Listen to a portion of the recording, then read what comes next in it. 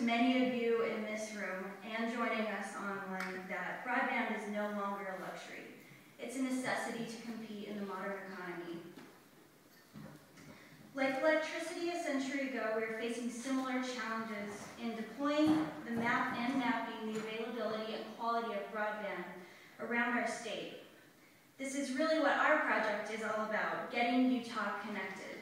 So I'm going to talk briefly about our project, other efforts to expand broadband within the state, and how we plan to achieve these goals. The Utah Broadband Project, The Utah Broadband Project is a joint effort between the Public Service Commission, the Governor's Office of Economic Development, which I'm a part of, and the Utah Automated Geographic Reference Center, as well as our provider engagement contractor, the International Research Center, which many of you broadband providers have worked with on a personal level. We are working to develop a statewide map of available broadband services and a plan to increase the adoption and deployment of those services to reach every citizen in the state. The project will help identify critical unserved and unserved areas and populations, and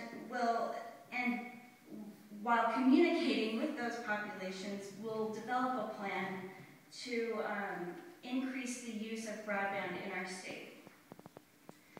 We are funded as an ARA program and by the National Telecommunications and Information Administration of the Department of Commerce. We are initially awarded $2 million, $1.5 million for mapping activities, and $500,000 for planning, bringing the grant total to just over $2 million. And this is over the first 2 years of the project. Many of you heard our announcement that last week we were awarded a supplemental award of $3.1 million. This was a huge bump for our project. We're very excited and lucky to have received this award. We'll be using it for several different activities. This will actually prolong the life of the project from 2 to 5 years. We'll support a research study on broadband demand and internet usage in the state, provide for local outreach related to increasing broadband adoption, establish an additional staff member to support our project staff, identify and implement best practices related to data collection, integration, and validation, as well as leverage the existing state-to-county relationships and the use of Utah's 911 committee to help us develop a statewide address file. Like I said, this award will extend our project to 5 years, bringing the total to $5.2 million. We're very excited about this announcement. Other broadband efforts funded through stimulus programs include the Broadband Technologies Opportunities Program, or BTOP as some of you may know it.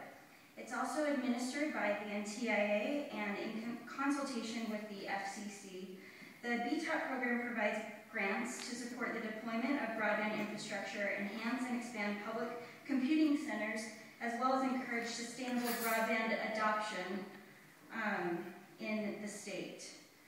Some of our award recipients in Utah are listed here: the Utah Education Network, the Ute Tribe, and Utopia. Another program is the Broadband Incentives Program, or BIP. This is administered by the U.S. Department of Agriculture's Rural Utilities Service, or RUS.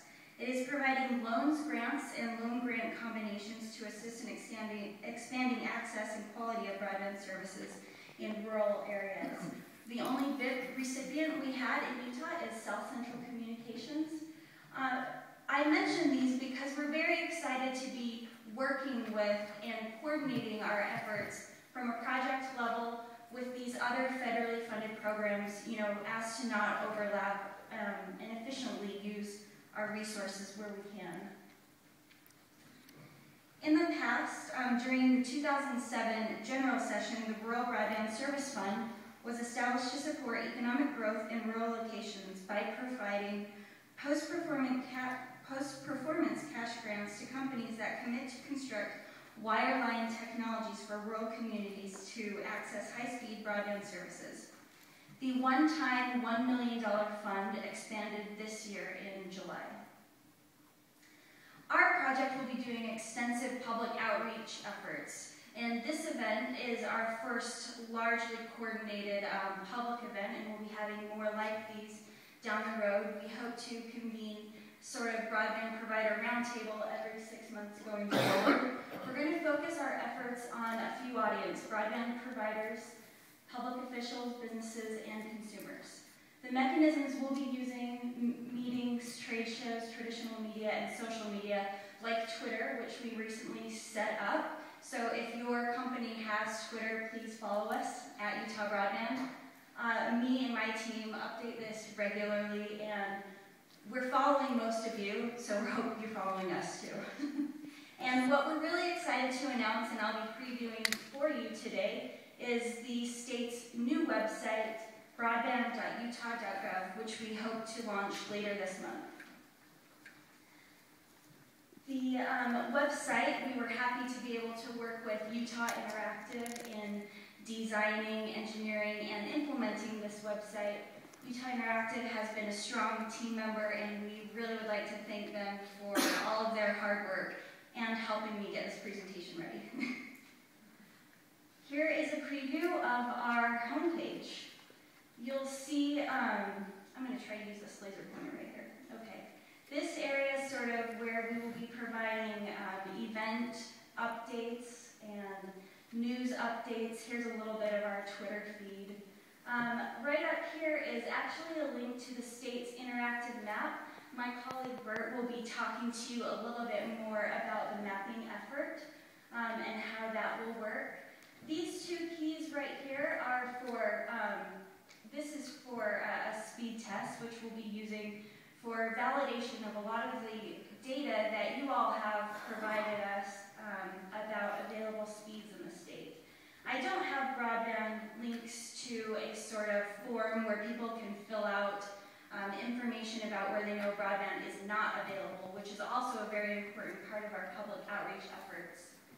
A few more features that you might be interested in this providers tab will have links to data submission deadlines, data feedback on the data you have provided us, and this will also host a data submission portal, which is where you will go to actually upload your data for those broadband providers here today.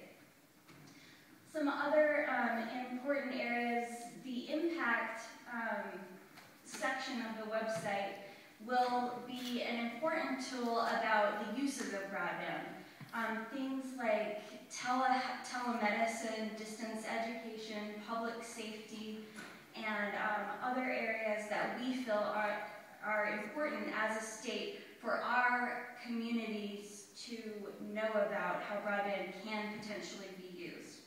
Also, we have a policy tab which will focus on state and local policies, as well as national policies and the National Broadband Plan.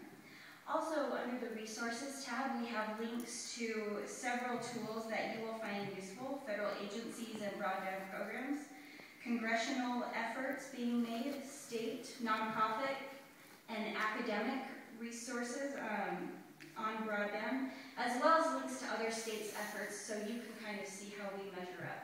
We think we're doing pretty good. I guess nobody else thought that was funny, but I think it's good. And you know, a really important button that you guys should be using a lot is this feedback. We would like to hear from you as often as possible. Most of you have mine and Bert's information, and if you don't, please come and talk to us, and we'd be happy to provide that to you. Now I'd like to show you how the speed test will work. Somebody who wants to use the speed test, this is a big part of our grassroots efforts to get people involved in the project and, like I said, help validate some of the data that has been submitted. We ask that people provide their street address so that we can actually accurately locate them on a map. And they won't even have to actually click begin test because the next button will go right into the test.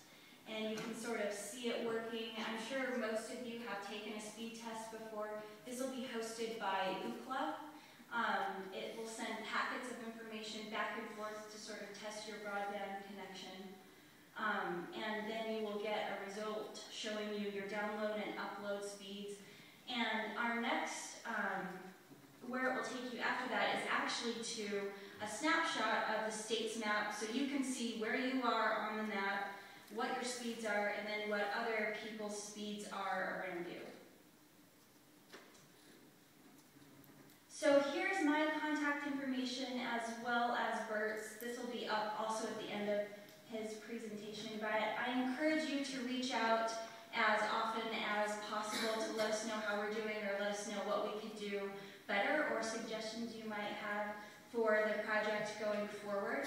And now I would like to introduce Bert Gramberg, who is working with most of you on data collection, and he is with the Utah Automated Geographic Reference Center, which is a part of the Department of Technology Services.